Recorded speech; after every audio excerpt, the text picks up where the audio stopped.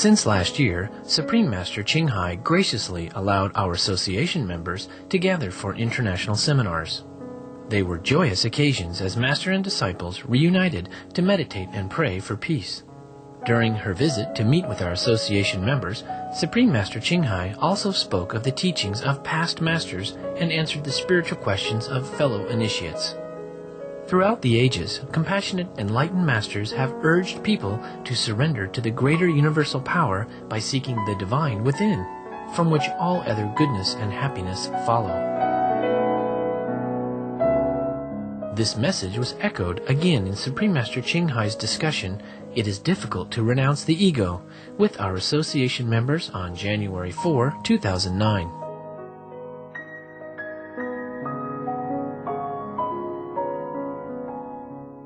Supreme Master Chinghai's lectures are not a complete meditation instruction. Please do not try alone. For free of charge guidance, please visit www.godsdirectcontact.org or contact any of our centers near you. You remember the story about the KHIDR? Yeah? Okay. Now we're going to have another one here.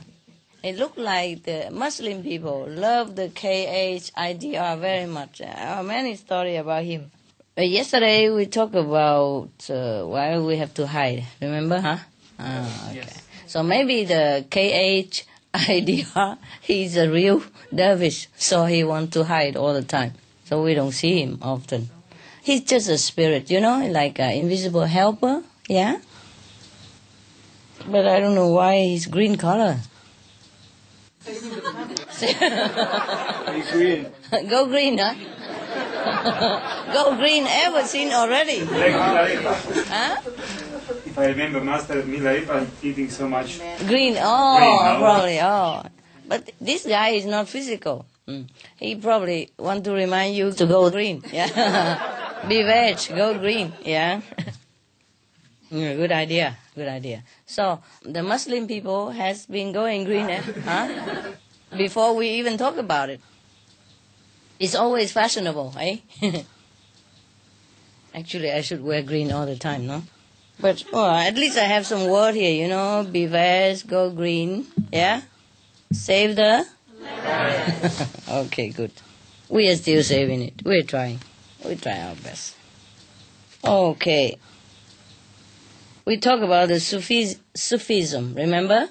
Yeah. Yes, and the Sufism is one of probably the revived Muslim at that time. We already talked about why in many different religions they have different denomination, remember? Yes. Yes. So Sufism is also one of the denomination for Islam. Perhaps later on they have to change the name, the title. In the Sufism tradition, there was a master called Ibrahim ben Adam. He was a master of Sufism at that time. Maybe enlightened, looked like, yes. Otherwise, they wouldn't have called him a master. And he sat in the forest. There was a clearing in the forest, and he was sitting there, contemplating on God, on Allah, yes. And then he saw two dervishes coming toward him, where he was sitting. He welcomed them, and they talked of spiritual matters until evening came. When the night fell, Ibrahim invited the travelers to be his guests, at dinner. Immediately, of course, they accepted. What do you think? Would you accept it? Huh? Yeah. Is there anything else to eat there? Berries. Okay. A table was laid with the finest food appear before their eyes. Wow. Isn't that nice? Let's see where from. So, one of the travelers asked Ibrahim, "How long have you been a dervish?" Because this kind of miracle, must have been a long time practitioner. That's what they think. So Ibrahim said, 2 years. So one of the men said, "Oh, How come? I have been following the Sufi path for nearly 3 decades, and I have no such capability that you have shown us today, like you have manifested a banquet like this to us. He said he'd been practicing for 30 years, and he has not the capacity like this. Ibrahim kept quiet. So when the food was almost finished, a stranger in a green robe entered, the glade. He sat down and shared some of the leftover food with them. All of them present realized inside that this is the Khidr. They all realized at that time that this green man, probably glowing a little bit, or just go in the forest and wear green like that. There must be the Khidr. What else? So they realized that. So they waited for him to impart some wisdom of the truth to them. But when he was leaving, the Khidr said to them, "You two dervishes," dervish and Sufis is the same, okay? The people who follow Sufism, they are dervishes. Yeah, either they say that, or Sufi's master, or Sufi's follower. Same, okay? "You two dervishes wonder about Ibrahim. But what have you renounced in order to follow the dervish path?" Remember they asked Ibrahim, how long have you been a dervish? Practicing. Yes. So he said 2 years. So now the green man, I make it short, okay? KR, yeah? The first and the last. The KR said to them, "You've been wondering about Ibrahim. But you must know, there is a big difference between you and Ibrahim." What difference?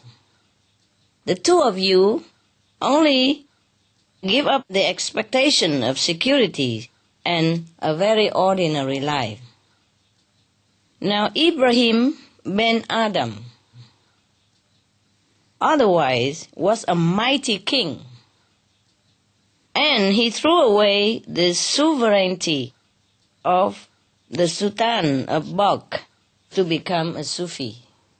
See, he renounced a lot, and the other two renounced almost nothing. This is why he is far ahead of you. During your 30 years, too, you have gained satisfactions through renunciation itself. This has been your payment, but he has always abstained from claiming any payment for his sacrifice. The man in green. After saying that, he disappeared. Wow. So, there's no hope for any of us here, because we were neither king nor queen nor any royalty. You see, there is a difference. There were same actions, but the outcome is different. Why is that? The motive is different. Yeah? Expectation different. Why does he say that you two gave up only the expectation of security and an ordinary life? What did he mean by that? Job and family, friends, relatives. If they even had a job. If he even have a family, yeah? If they even have any friends or relatives. Some don't have any, yeah? Or some relatives don't want a friend run away, yeah? And the employer always kick them out. Okay. Now, suppose they even have job, yeah? Family, friends. Then the KR, the spirit of Sufism, meant that they only give up very little. It's not much anyway. He said you just give up the expectation of security. That means that you may expect that you have security through job, through friends' help or family support. But you expect only. That doesn't mean you guarantee you will have it. Because you see some people have a job, but suddenly they don't have job. And they have house, suddenly they become homeless. It depends on how luck turn on you, huh? Sometimes you lost your job, then you lost your house, and then your wife also gone. Yeah. Of course, where does she stay with you, huh? Mostly it's like that. And friends are also sayonara, eh? Normally. Huh? Remember the joke I told you about the bank director, yeah? The man went home and was very sad. And his wife asked him why. He said, I lost half of my friends since I lost my job as a bank director. And she asked, what about the other half of your friends? They don't know I lost my job yet. Yeah, that's what it is. So, when he say you just gave up the expectations of security and an ordinary life, he meant, even as you say that you renounce something, but it's not much that you have renounced. So, when we are in the world, we expect, that, okay, we get a job, and then we have a good wife, and have a good family. We expect everybody grow up, dreaming that you're going to have that. It's normal. Expect, but nevertheless, not always get, right? Not always get. Therefore, many people don't have job or family broken, everything happen, yeah? So, what he meant is, you just give up a very uncertainty, hope of a secure, comfortable, and good life only. You just give up that hope only. Yeah, you renounce the world. But the world might have renounced you. If not now, maybe later, yeah? Or already did, yes. So it's not much that you say you renounce. And nevertheless, for such a little thing that you gave up, you are proud of yourself, feeling you are monks this, monks that. The dervishes means the monk of the order of the Sufis, the official monk, yeah? So they were proud that they have renounced everything. And they think that is like a reward to them already. They are very satisfied that they are the monks, in appearance. Like, okay, they are something, yeah? They dare to renounce the world. They did not attach to the family that they don't have.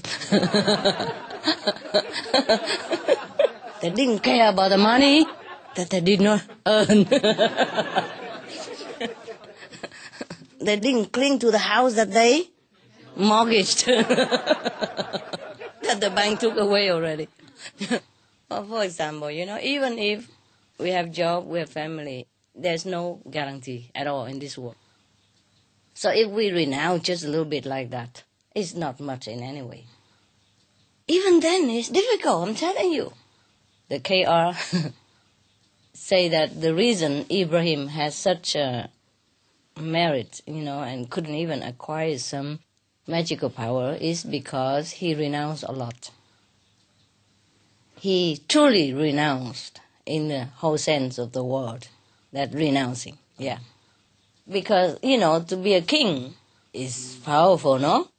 And you have servants, yeah? You have many wives. In the old time, all the kings have many wives, So, for that reason, Ibrahim, the master, has more merit than these two. Is it fair that we judge somebody by the amount of possession that he throw away? Is it fair? No, is it? No, huh? No. Probably the KHIDR were looking through their heart, you see? That's why he said also that for 30 years as well, you have gained satisfactions through the renunciation itself. They took the mean for the end, you see? They think they renounce the world and that is already great. So they took too much pride in it. And that's why it's nothing. It's just ego, pure ego. Because in any country or in any period of human race, if you are monks or nuns, people respect you in any way, yeah? They bow to you, they give you whatever they have, always hospitable to you whenever you pass by their house. Or not all, but at least the one that belong to your denomination. Yes. So people give them so much privilege. So the monks and the nuns would be very difficult to keep their ego in check.